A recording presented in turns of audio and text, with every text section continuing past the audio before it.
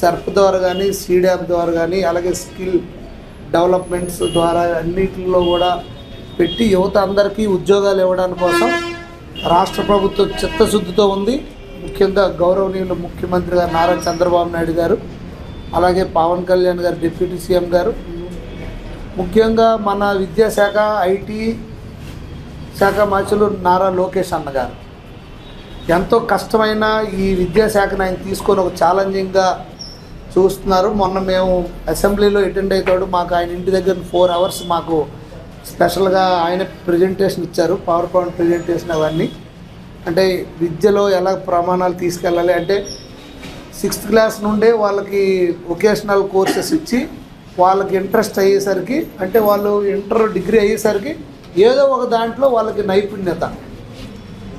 driving అవ్వచ్చు, welding అవ్వచ్చు, computer అవ్వచ్చు, ఐటీ అవ్వచ్చు, లేకపోతే ఏదైనా ఒకటి